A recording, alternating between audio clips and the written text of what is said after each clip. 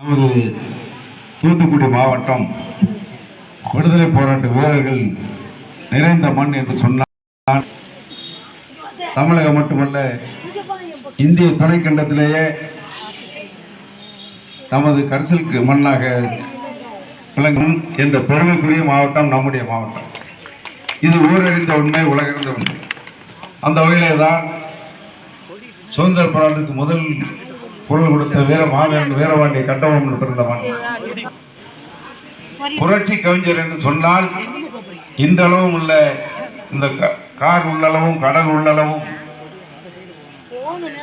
மனிதர்களின் உடம்பிலே ஓடுகின்ற ரத்த நாளங்களிலே ஒரு துடிப்பு வரும் என்று சொன்னால் புரட்சி கவிஞரின் கவிதை வரிகளை பிறந்த மண் இந்த எட்டையாவரம் மண், இந்த புனித மண். அங்கே செயலுக்கு உரையிட எழுதிய வீரமாமுனிவர் அவதரித்த மண் நாம் தூத்துக்குடி மாவட்டத்தில் காமனாகிவிட்ட மண். இப்படி எண்ணற்ற தியாக செயலர்களை நாம் அடுக்கிக் கொண்டே போகலாம். அப்படிப்பட்ட சிறப்புமிக்க இந்த மாவட்டத்தில்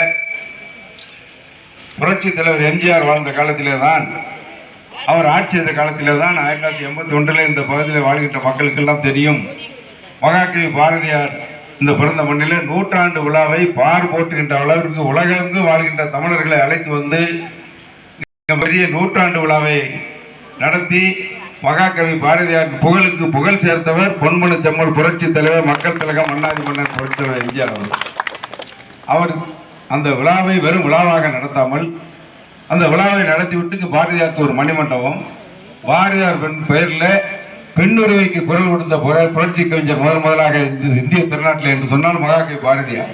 எனவே அவர்களுடைய நினைவை பொறுத்த வகையில் மகளிர் பாலிடெக்னிக் கல்லூரி, அது மட்டுமல்லாமல் இங்கே நெசவாளர்கள் அதிகமாக வாழ்கின்ற மண் என்பதை தெரிந்து மகாகவி பாரதியார் பெயரில் ஒரு நூற்பாலை, கூட்டுறவு நூற்பாலை, இவ்வளவும் அமைத்து பெருமை சேர்த்த ஆட்சி அனைத்து இந்திய அண்ணா திராவிட முன்னேற்ற கழக ஆட்சி.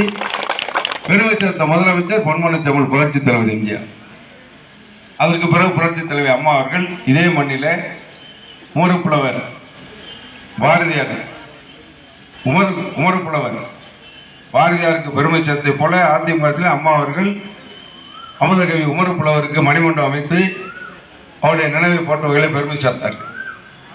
அதற்கு பிறகு அண்ணன் எடப்பாடியார் அவர்கள் வந்த நேரத்தில் இந்த பகுதி மக்கள்லாம் வைத்த கோரிக்கையில் உமரப்புலவருக்கு பிறந்த நாளை அரசு விழாவாக அறிவிக்க வேண்டும் என்று சொன்ன நேரத்தில் மாண்புமிகு அம்மா அவர்கள் என்னுடைய அந்த துறையினுடைய அமைச்சரை ஆக்கி நீங்களே அறிவித்துக் கொள்ளுங்கள் என்ற நிலைப்பாட்டை ஏற்படுத்தி கொடுத்தவர் இதே புரட்சி தலைவர் அம்மா. அதுக்கு பிறகு அவருடைய பிறந்தநாள் அரசு விழாவாக கொண்டாடப்படுகிறது.